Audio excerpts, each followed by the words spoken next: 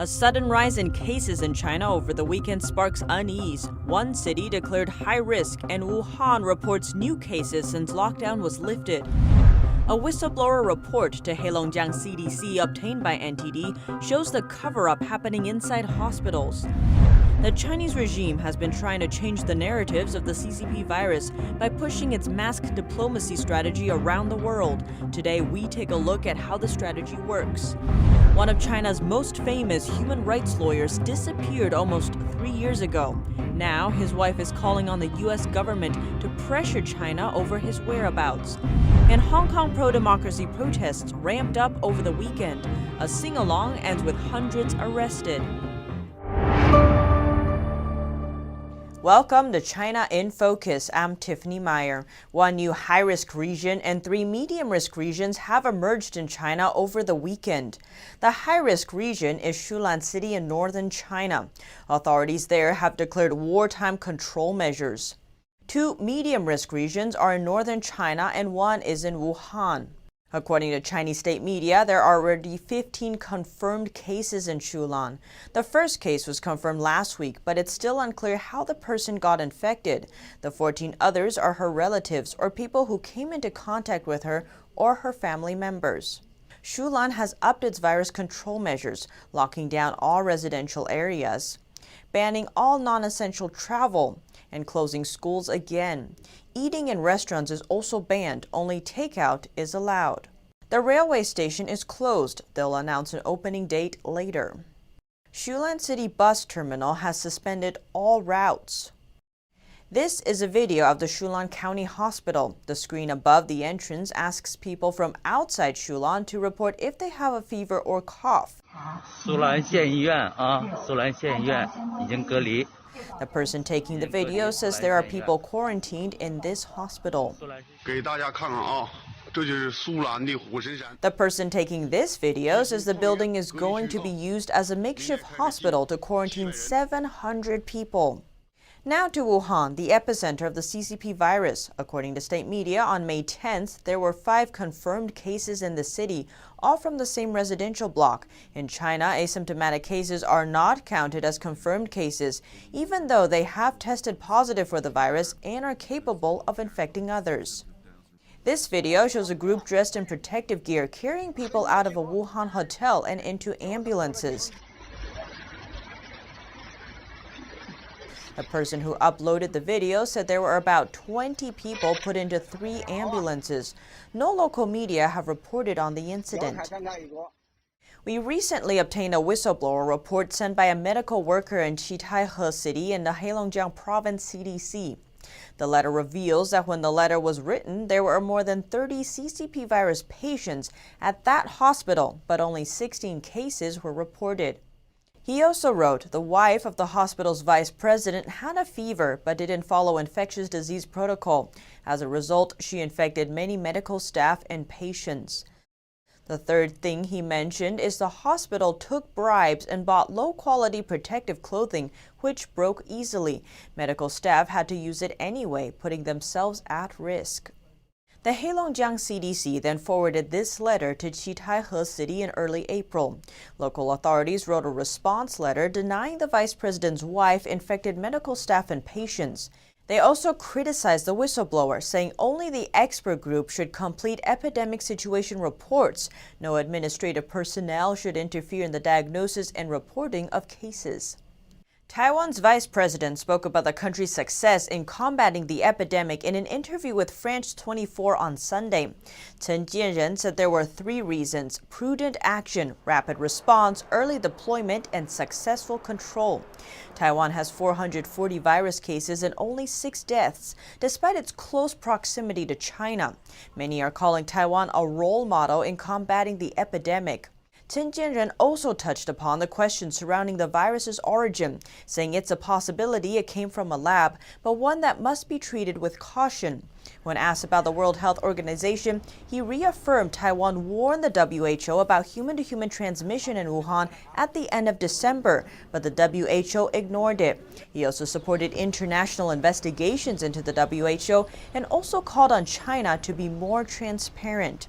He also warned of a second wave of virus outbreaks. As an epidemiologist, he said a second wave definitely will come, as there's not enough of the population infected currently to achieve herd immunity. He believes the second outbreak will come in fall or winter. One of the most famous human rights lawyers in China has been missing for almost 3 years. His wife is calling on the U.S. government to press the Chinese regime over his whereabouts. NTD's Juliet Song reports. It's been almost 3 years since this famous human rights lawyer disappeared in China. His wife and fellow activists penned letters calling for the U.S. government to pressure China to reveal his whereabouts. Activists also cast his image in light on the walls of the Chinese consulate in Los Angeles. They fear for his life. His wife posted on Twitter, "My tears are running dry. My heart is like burnt wood. Gao Zhisheng, where are you?" Gao is one of the most prominent human rights lawyers in China. He took on many politically sensitive cases, including those of Falun Gong practitioners, one of the largest spiritual communities persecuted in China. His activism earned him Nobel Peace Prize nominations, and in China it earned him prison sentences and repeated abductions by the state. In 2007, Gao went missing for over 50 days. He said Chinese police used toothpicks and electric batons on his private parts as torture. He later published his experiences. He wrote, "The electric shock baton was put all over me, and my full body, my heart, lungs, and muscles began jumping under my skin uncontrollably. I was writhing on the ground in pain, trying to crawl away. Wang then shocked me in my genitals. My begging them to stop only returned laughing and more unbelievable torture. Wang then used the electric shock baton 3 more times on my genitals while shouting loudly." Even after he was released, memories of torture kept coming back to Gao. In a phone call with a friend after returning from the forced disappearance, he said, "Sometimes I think of it when I open my eyes at night. Sometimes when I go to do dishes in the kitchen, memories flash back. I'm not talking about how traumatic the vicious torture is. What shocks me the most is that torture like this can exist in broad daylight. And it's done by people who represent China, working in the government, representing us, and exercising power on our behalf. That's the worst part." After recounting the torture, Gao wrote, "Finally, I want to say a few words which won't be liked by some folks. I want to remind those so-called global good friends, good partners called by the CCP, that the increasing degree of brutality and coldness against the Chinese people by the CCP is the direct result of appeasement by both you and us, our own Chinese people." Gao continued his human rights work and went missing several more times. 3 years ago, he vanished while under house arrest. His wife has not heard from him since. She tried to hire lawyers to look for him, but to no avail. 高志胜确实是一位非常让人敬佩的律师。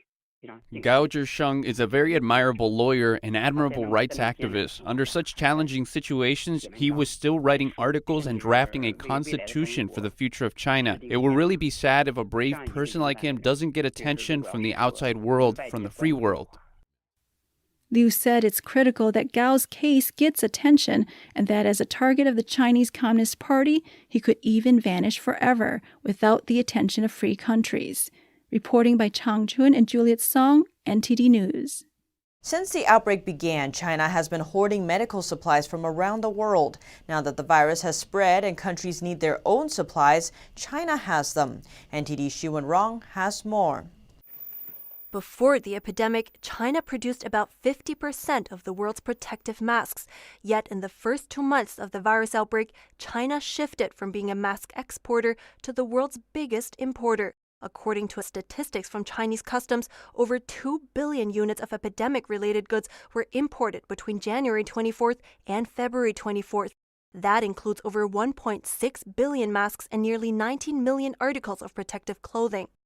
In recent months, China ramped up its mask production. According to the Wall Street Journal, about 85% of the world's supply now comes from China. This leaves many countries dependent on China in a time of need. This also gives the Chinese Communist Party, or CCP, power to decide which countries get medical supplies and which ones do not. The regime has also assumed control over products made in foreign-owned factories. For example, 3M is a leading U.S. producer of masks. Some of its plants are in China. Earlier this year, 3M spokesperson Jennifer Ehrlich said most of its respirators produced in China were being kept for the Chinese market and that local authorities took over handling mask deliveries. When questioned about it, China's Foreign Affairs Ministry said China still needs masks and supply isn't meeting demand. He added that other countries will face difficulties when they try to buy masks from China. Canadian manufacturer Medicom had the same problem, accessing 3 million masks made per day at its Shanghai factory. And Chinese authorities see 750,000 masks made by Czech company Respiron. After taking all these measures to keep protective equipment inside China, the CCP switched gears. In mid-March, China began sending medical staff and much-needed supplies abroad. It also sent a propaganda message, as Chinese leader Xi Jinping told Germany and France, solidarity and cooperation are the most powerful weapons we have. So it's essentially extorting or blackmailing the world. It provides what you would call face mask diplomacy. Shipments overseas were received with ceremonies and publicity, yet often it's unclear if the shipments are commercial deliveries or donations. Italy was the first beneficiary of China's mask diplomacy. It's also the only G7 country to join China's Belt and Road Initiative. When a Chinese cargo plane landed with doctors and equipment in Rome on March 12th, it was presented as a gift to help Italy through its crisis. An Italian reporter, however, discovered that it wasn't a gift, but part of a trade deal formalized a few days earlier. The Chinese regime piggybacked its delivery on a donation from China's Red Cross, which itself is controlled by the CCP. A few days later, Italy agreed to cooperate on a health Silk Road to combat the pandemic. The Chinese regime is also using these opportunities to sow division among Western allies. In Serbia, billboards written in Serbian and Chinese show Xi Jinping with the words, "Thanks, Brother Xi." Then complaining about the lack of the support from the EU, the president said, "In this situation, we can only trust China." By now, about a dozen countries have rejected medical masks, virus test kits, and protective gear from China for being contaminated or defective. And as the CCP attempts to portray itself as the world's helping hand, there is increasing pushback against the regime's propaganda efforts. Several countries have complained about Chinese diplomats pushing them to publicly thank China for its international assistance. In Wisconsin, the Chinese consulate sent a letter to State Senate President Roger Roth, asking him to pass a resolution praising China for its transparency and unprecedented and rigorous measures during the epidemic. Senator Roth replied by drafting a resolution calling out the CCP for deliberately and intentionally misleading the world, among other offenses. Reporting by Shuwen Rong, NTD News. More than 200 people were arrested in Hong Kong during pro-democracy protests across the city on Sunday. A sing-along demonstration at a shopping mall had spilled out onto the streets just before. Firing pepper pellets and clearing out protesters, Hong Kong authorities arrested more than 200 people during pro-democracy protests after a sing-along demonstration at a shopping mall. Hundreds of riot police were deployed to disperse protesters across the city on Sunday, as protesters chanted for freedom and held up banners calling for revolution. It's one of the first signs of civil unrest returning to Hong Kong, which has largely been put on hold by social distancing restrictions since January. 40-year-old Anok Cha expressed his concerns. The government has imposed restrictions on gathering and turned it into a crackdown on freedom of assembly, not only for the human rights of citizens, but also for other religious activities. I think this is a gross violation of human rights. The Hong Kong Journalists Association said some members of the press were prevented from filming, and some journalists who were pepper sprayed were not allowed to receive immediate treatment. 18 people were taken to hospital. The recent arrest of democracy activists has revived the pro-democracy movement, just as the city has begun easing its social distancing restrictions. For many state governors and U.S. officials, virus testing is an important step towards reopening America. The Trump administration today announced $11 billion will go to states to help with that. This week, more than 10 million Americans will be tested. according to senior administration officials. That's over 1 million more than last week. I think it's clear that America does lead the world in testing. I'll go through some of the charts that show that we lead quantitatively. And he says the percent of people testing positive for the virus is going down. With that, America is moving ahead with reopening, and now states are mapping out plans for ramping up testing, with help from the administration. The federal government is also supporting states with vital supplies, quick approvals of new tests, and one-on-one coaching from the team here at the White House on how to increase capacity and increase it very quickly. Trump said the government is sending the states $11 billion dedicated to testing. The money is part of the CARES Act, an over $2 trillion economic relief fund to help Americans get through the pandemic. The Trump administration is now connecting suppliers with each state to make sure they meet their individual testing goals for the month. Testing capacity in the U.S. has increased by 100% over the past 3 weeks, and Trump says it will go up substantially, saying America and Germany are now leading the world in testing. Melina Weiskup, NTD News. Governor Cuomo announced today that the state of New York will start to partially reopen later this week, but he's asking people to act modestly and try to keep virus spread down. Governor Cuomo said on Monday that New York State is planning to start reopening on May 15th as long as virus numbers keep trending downward. And now we can intelligently turn towards reopening, and that's May 15th, that's this Friday. He added that as of now, the numbers have passed their peak. In terms of where we are, total hospitalizations are down again. That net change is down again. The net change in intubations is down again. The number of lives lost, still too high, obviously at 161, but better than it has been. So we see all the arrows are pointed in the right direction. State officials had previously been concerned. Early predictions suggested that New York would need 120,000 hospital beds at some point. Cuomo said that would have made the situation in Italy look like a walk in the park. He added that the government couldn't have enforced all these restrictions without New Yorkers understanding and following the rules. Now Cuomo is asking people and businesses to keep up social distancing, even as the state reopens, to help avoid the risk of a second outbreak. New York City's Mayor Bill de Blasio says he's hiring non-police ambassadors to enforce social distancing. Violent scenes of police enforcing the measures have been caught in video. New York also has new rules for nursing homes. De Blasio says New York City will now use non-police social distancing ambassadors after ugly clashes involving police enforcement of social distancing rules were caught on camera and spread online. But more and more the emphasis will be on a communicative, encouraging approach through these social distancing ambassadors. He acknowledged things got out of hand with the previous approach of having police enforce social distancing. We certainly have seen one video in particular, and there have been some others that have raised concern, and I think they pull at people in a very real and painful way. He also spoke about cases of CCP virus-related illnesses discovered in children, following New York Governor Cuomo's news about 2 young children and a teenager who died. Mayor de Blasio said doctors are now calling the condition pediatric multisystem inflammatory syndrome.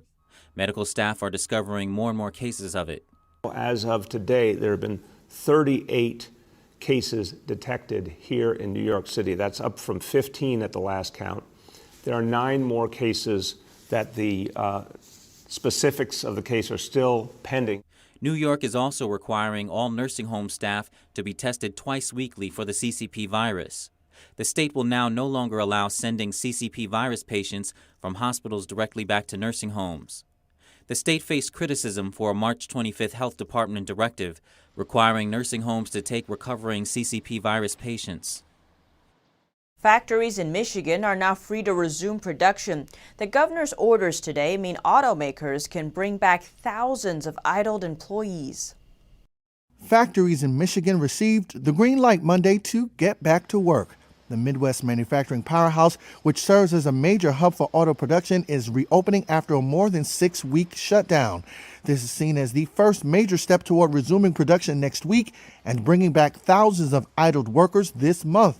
Michigan Governor Gretchen Whitmer has been under pressure to reopen factory floors as other parts of the auto supply chain sought to resume operations.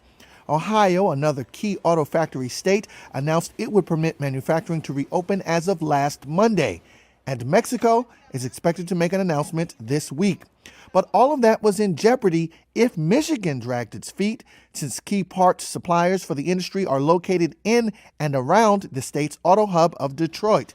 Getting the auto sector back on its feet could help restart the overall U.S. economy. The auto sector accounts for 6% of all economic output and is responsible for more than 800,000 jobs. But even as factories reopen, that doesn't mean all those employees are immediately going back to work. There are still the issues of social distancing on the factory floor, a statewide extension of requiring residents to remain mostly indoors, and then there's the big question of demand.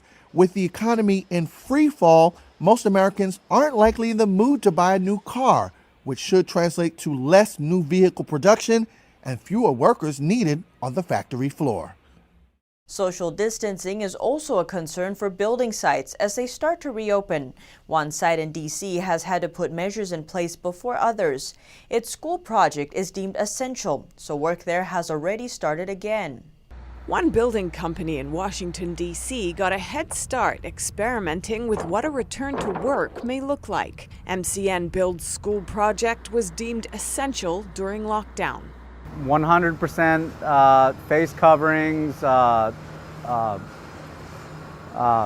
sanitizer stations on every project, hand washing stations on every project, the sign-in process, the questionnaire, the COVID questionnaire, temporal scanning, all those are new since COVID-19. After arriving, workers need to patiently line up for a temperature screening. Then they're asked if they have virus symptoms or if they may have been exposed to the virus. Tasks have also been redesigned to minimize transmission risk.